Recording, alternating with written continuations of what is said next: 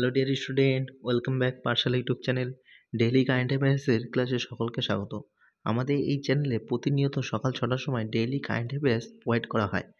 এছাড়াও এই চ্যানেলে ডেইলি কারেন্ট অ্যাফেয়ার্সের সাথে সাথে ম্যাথামেটিক্স, রিজনিং এবং জেনারেল স্টাডি কিছুদিনের মধ্যেই শুরু করা হবে, অর্থাৎ কিছুদিন থেকেই সময় মতো প্রোভাইড করা হবে। আমাদের এই চ্যানেলের ক্লাসগুলো যদি তোমাদের হেল্পফুল মনে হয় তাহলে অবশ্যই চ্যানেলটি লাইক এবং সাবস্ক্রাইব করে সকল বন্ধুদের মধ্যে শেয়ার করে দিও। আর আমাদের একটি টেলিগ্রাম চ্যানেল রয়েছে, সেই টেলিগ্রাম চ্যানেলটির নাম হলো পাঠশালা স্টাডি সেন্টার। তোমরা টেলিগ্রামে গিয়ে পাঠশালা স্টাডি সেন্টার সার্চ করলে তোমাদের এই লোগো অর্থাৎ আমাদের ইউটিউব চ্যানেলের লোগোটি দিয়ে একটি টেলিগ্রাম চ্যানেল পেয়ে যাবে। সেখানে তোমরা সবাই যুক্ত হতে পারো, কারণ ওখানেই সমস্ত ক্লাসের নোটিফিকেশন সহ বিভিন্ন পরীক্ষার আপডেট দেওয়া হয়। এছাড়াও টেলিগ্রামে কুইজ নেওয়া হয় প্রতিনিয়ত। তোমরা সেই কুইজে অংশগ্রহণ করতে গেলে পাঠশালা স্টাডি সেন্টার বলে টেলিগ্রামে সার্চ করে টেলিগ্রামে যুক্ত হতে পারো। এছাড়াও আমাদের যদি হোয়াটসঅ্যাপ নাম্বারে বা হোয়াটসঅ্যাপ গ্রুপে যুক্ত হতে চাও তাহলে ডেসক্রিপশন বক্সে লিঙ্ক দেওয়া আছে, সেখান থেকে যুক্ত হতে পারো। আমাদের এই কারেন্ট অ্যাফেয়ার্সের ক্লাসটি আগত WP, KP exam, railway exam এবং এসএসসি এক্সামের জন্য গুরুত্বপূর্ণ একটি ক্লাস। তাই দেখতে থাকো আজকের কারেন্ট অ্যাফেয়ার্সের ক্লাসটি। আজকের ক্লাসটি হলো 3 জানুয়ারি 2025-এর কারেন্ট অ্যাফেয়ার্সের ক্লাস। এই ক্লাসটি একটি গুরুত্বপূর্ণ ক্লাস হতে চলেছে, কারণ এই ক্লাসে রয়েছে কতগুলো গুরুত্বপূর্ণ ক্লাস। আজকের ক্লাসটি হলো কারেন্ট অ্যাফেয়ার্সের 89 নম্বর ক্লাস, অর্থাৎ বিগত 88টি ক্লাস ধরে আমরা কারেন্ট অ্যাফেয়ার্স প্রোভাইড করে আসছি।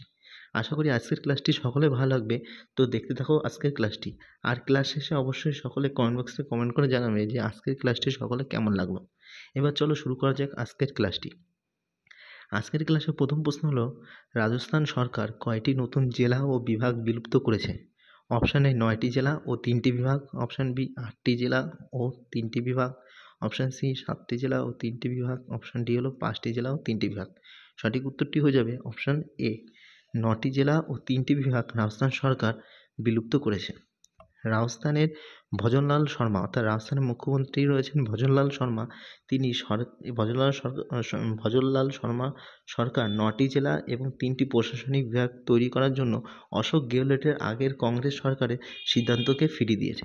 অর্থাৎ রাজস্থানের আগের মুখ্যমন্ত্রী ছিলেন কংগ্রেসের অশোক গেহলট।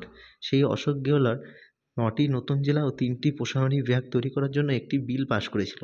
সেই বিলকে বর্তমান সরকার অর্থাৎ ভজনলাল শর্মা সেই বিলটিকে ফিরিয়ে দিয়েছে, অর্থাৎ বাতিল করে দিয়েছে। সরকারি বিজ্ঞপ্তি প্রকাশের পরে রাজ্যটিতে অর্থাৎ রাজস্থানে 41টি জেলা এবং 7টি বিভাগের সাথে অবশিষ্ট থাকবে। যেহেতু এখানে রাজস্থানের কথা এসেছে তাই আমরা অ্যাবাউট অফ দ্য টপিকে রাজস্থান রাজ্য সম্পর্কিত কিছু স্ট্যাটিস্টিক দেখে নেব। রাজস্থান প্রতিষ্ঠিত হয়েছিল 1 নভেম্বর 1956 সালে। রাজস্থানের রাজধানী কি? জয়পুর। বর্তমান মুখ্যমন্ত্রী রয়েছেন বিজেপির ভজনলাল শর্মা। রাজ্যপাল কে রয়েছেন রাজস্থানের? হরিভাউ বাগদে। রাজস্থানের বিধানসভা আসন সংখ্যা কয়টি? 200টি। বর্তমান জেলা সংখ্যা রয়েছে 33টি। রাজস্থানের রাজ্যসভা কয়টি? 10টি আসন রয়েছে রাজস্থানের। লোকসভা আসন সংখ্যা হলো 25টি। রাজস্থানের জাতীয় উদ্যানগুলি কী কী? রণথম্বর, সরিস্কা জাতীয় মরুভূমি, মুকুন্দ্র পাহাড় এবং কেওলাদের জাতীয় উদ্যান রয়েছে রাজস্থানে। তাহলে আমরা গুরুত্বপূর্ণ স্ট্র্যাটেজিকে রাজস্থান সম্পর্কিত দেখে নিলাম অ্যাবাউট অফ দ্য টপিকে। এবার আমরা দেখলাম আজকের কারেন্ট অ্যাফেয়ার্সের 2 নম্বর প্রশ্ন। 2 নম্বর প্রশ্নটি হলো 2024-25 সালে সন্তোষ ট্রফির শিরোপা কে জিতেছে? আরেকটি গুরুত্বপূর্ণ প্রশ্ন, যেটি পরীক্ষায় আসবেই।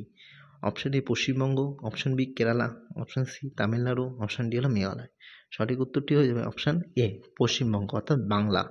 পশ্চিমবঙ্গের রাজ্য দল 2024-25 সালে সন্তোষ ট্রফি শিরোপাটি জিতেছে। ফাইনালে কেরালাকে হারিয়ে, তাহলে কোন দলকে হারিয়ে? কেরালাকে হারিয়ে 78তম সন্তোষ ট্রফি জিতেছে পশ্চিমবঙ্গ। এটি বাংলা দলের 33তম সন্তোষ ট্রফি। সন্তোষ ট্রফি 2024-25-এর 78তম সংস্করণের ফাইনালটি 31শে ডিসেম্বর 2024 তারিখে জিএমসি বালাযোগী স্টেডিয়াম, যেটি হায়দ্রাবাদ, তেলেঙ্গানায় খেলা হয়েছিল। পশ্চিমবঙ্গ সর্বশেষ এই সন্তোষ ট্রফি জিতেছিল 2016-17 সালে। এবার অ্যাবাউট অফ দ্য টপিক এই বছর অর্থাৎ 2024-25 অর্থাৎ 78তম সন্তোষ ট্রফি পুরস্কার বিজয়ীদের দেখে নাও। বিজয়ী কী হয়েছে? পশ্চিমবঙ্গ হয়েছে। সন্তোষ এখানে বিজয়ী হয়ে কি পেয়েছে? সন্তোষ ট্রফি অর্থাৎ ট্রফি সহ 5 লক্ষ টাকা পেয়েছে। রানার আপ হয়েছে কেরালা পেয়েছে কমলা গুপ্ত ট্রফি সহ 3 লক্ষ টাকা। প্লেয়ার অফ দ্য চ্যাম্পিয়নশিপ কী হচ্ছে? রবি হাসদা, তিনি হচ্ছেন পশ্চিমবঙ্গ অর্থাৎ বাংলার খেলোয়াড়। ফাইনাল ম্যাচে সেরা খেলোয়াড় হয়েছেন রবি হাসদা, তিনি হলেন বাংলার খেলোয়াড়। এবার আমরা রেটের আপডেটসে সন্তোষ ট্রফি সম্পর্কিত কিছু জিকে দেখে নেব। সন্তোষ ট্রফি হলো কিসের সাথে যুক্ত? ফুটবলের সাথে যুক্ত একটি ট্রফি হলো সন্তোষ ট্রফি। এটি রাজ্য স্তরের টুর্নামেন্ট, অর্থাৎ ভারতের যে 28টি রাজ্য এবং 8টি কেন্দ্রশাসিত অঞ্চল রয়েছে, এই রাজ্য স্তরের টুর্নামেন্ট হলো এই সন্তোষ ট্রফি। এটি 1941 সালে শুরু হয়েছিল। প্রথম সংস্করণ অর্থাৎ 1941-42 সালে দিল্লিকে হারিয়ে বাংলায় প্রথম জিতেছিল এই সন্তোষ ট্রফি। এবার দেখুন আজকে কারেন্ট অ্যাফেয়ার্সের 3 নম্বর প্রশ্নটি, কোন দেশ বিশ্বের দ্রুততম হাই স্পিড CR 450 অর্থাৎ CR 450 উন্মোচন করেছেন? Option A Germany, option B France, option C হলো চীন, অপশন ডি হলো আমেরিকা। সঠিক উত্তরটি হয়ে যাবে অপশন সি, চীন। চীন দেশ বিশ্বের দ্রুততম হাই স্পিড ট্রেনটির নাম হলো CR 450, এটি উন্মোচন করেছে। বিশ্বের সবচেয়ে দ্রুতগতির ট্রেন পরীক্ষা চালনাকারী গতিবেগ কত হয়? 450, তার জন্য এটির নাম দিয়েছে CR 450। চীনে বর্তমান বিশ্বের বৃহত্তম হাই স্পিড রেল নেটওয়ার্ক রয়েছে। এবার অ্যাবাউট অফ দ্য টপিকে কিছু গুরুত্বপূর্ণ কারেন্ট অ্যাফেয়ার্স দেখে নাও। বিশ্বের সর্বোচ্চ রেল সেতু কোথায় রয়েছে? চেনাব রেল সেতু, যেটি 359 মিটার জম্মু কাশ্মীরে রয়েছে, চেনাব নদীর উপরে। ভারতের প্রথম চালকবিহীন মেট্রো ট্রেন কোথায় চালু হয়েছে? বেঙ্গালুরুতে। ভারতের প্রথম আন্ডার ওয়াটার মেট্রো চালু হয়েছে, আমরা সবাই জানি, কলকাতায়। বিশ্বের প্রথম হাইড্রোজেন চালিত যাত্রীবাহী ট্রেন কোথায় সূচনা হয়েছে? জার্মানিতে। তাহলে আমরা গুরুত্বপূর্ণ কিছু কারেন্ট অ্যাফেয়ার্স দেখে নিলাম। এবার দেখো 4 নম্বর প্রশ্নটি, কেন্দ্রীয় সরকার কবে ওয়ান নেশন ওয়ান মেম্বারশিপ প্রকল্প শুরু করেছে? সঠিক উত্তরটি হবে অপশন সি, 1 জানুয়ারি 2025 সালে কেন্দ্রীয় সরকার ওয়ান নেশন ওয়ান মেম্বারশিপ প্রকল্প চালু করেছে। এই প্রকল্পটি কি? এই প্রকল্পের অধীনে দেশের সমস্ত কেন্দ্রীয় এবং রাজ্যচালিত উচ্চশিক্ষা প্রতিষ্ঠানগুলি একক প্ল্যাটফর্মের মাধ্যমে আন্তর্জাতিক জার্নালগুলিতে অ্যাক্সেস পাবে। এই স্কিমের জন্য 3 বছরে 6,000 কোটি টাকা খরচ করবে এই ওয়ান নেশন ওয়ান মেম্বারশিপ স্কিমের অধীনে। এবার অ্যাবাউট অফ দ্য টপিকে সম্প্রতি চালু হওয়া কিছু স্কিমের সম্বন্ধে কারেন্ট অ্যাফেয়ার্স দেখে নাও। প্রথমে দেখব PM ই-ড্রাইভ স্কিম, এটি ভারী শিল্প মন্ত্রণালয় চালু করেছে। বৃন্দাবন গ্রাম যোজনা স্কিম মধ্যপ্রদেশ সরকার চালু করেছে।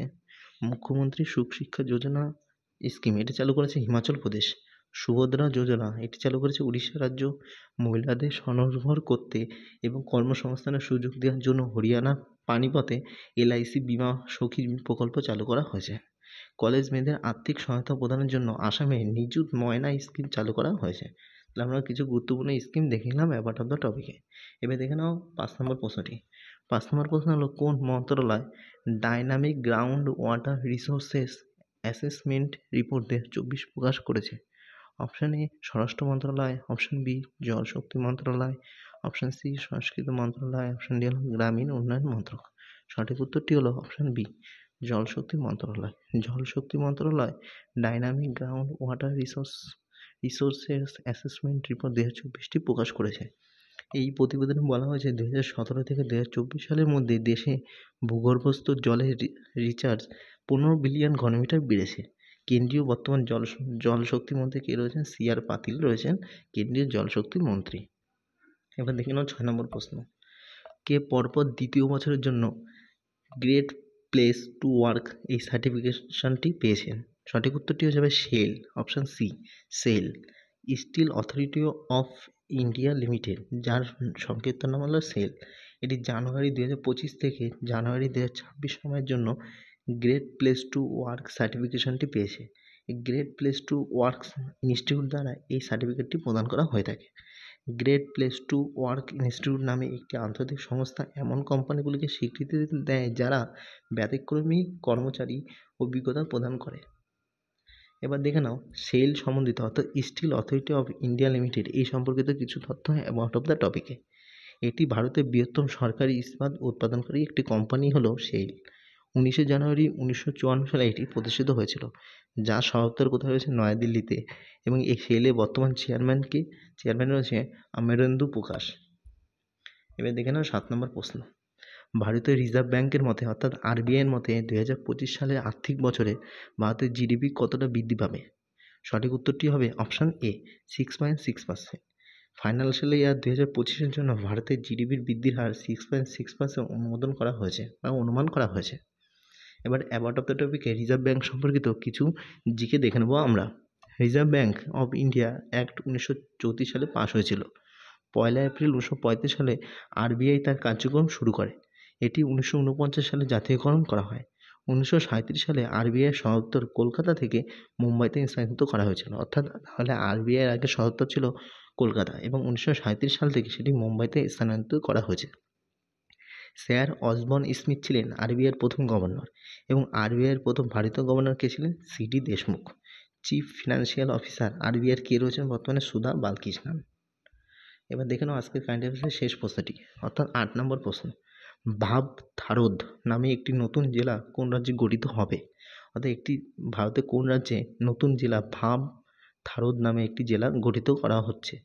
সঠিক উত্তরটি হয়ে যাবে অপশান সি, গুজরাট। গুজরাট রাজ্য সরকার উত্তর গুজরাটের বিদ্যমান বানাসকান্থা জেলাকে বিভক্ত করে ভাবথারোদ নামে একটি নতুন জেলা তৈরি করে অনুমোদন দিয়েছে। এটি গুজরাটের 34তম জেলা হবে, যার সদর হবে থারাদে। অর্থাৎ বর্তমানে গুজরাটের জেলা সংখ্যা হলো 33টি। এই ভাবথারোদ জেলাটি হলে গুজরাটের জেলার সংখ্যা হবে 34টি। এবার অ্যাবাউট অফ দ্য টপিক আমরা গুজরাট সম্পর্কিত কিছু স্ট্র্যাটেজিকে দেখে নেব। গুজরাট ম্যাপে দেখতে পাচ্ছি গুজরাটটি কোথায়? গুজরাট হচ্ছে আরব সাগরের তীরে অবস্থিত। এই গুজরাট গঠন হয়েছিল 1 মে 1960 সালে, যার রাজধানী কি? গান্ধীনগর। ঠিক আছে, গান্ধীনগর হবে যার রাজধানী। গুজরাটের বর্তমান রাজ্যপাল রয়েছে আচার্য দেবব্রত। গুজরাটের মুখ্যমন্ত্রী হলো ভূপেন্দ্রভাই প্যাটেল। গুজরাটের বর্তমান জেলা হচ্ছে 33টি। বিধানসভা কি? এখানকার এককীয় বিশিষ্ট বিধানসভা, যেখানে আসন সংখ্যা হলো 182টি। তো ডিয়ার স্টুডেন্ট, এই ছিল আজকের কারেন্ট অ্যাফেয়ার্সের ক্লাসটি সকলে কেমন লাগলো সেটি অবশ্যই কমেন্ট বক্সে কমেন্ট করে জানাবে। আর হ্যাঁ, যারা ক্লাসে নতুন এসেছো তারা অবশ্যই ক্লাসটি লাইক এবং সাবস্ক্রাইব করে সকল বন্ধুদের শেয়ার করে দাও। আর ধন্যবাদ সবাইকে ক্লাসটি সম্পূর্ণ দেখার জন্য।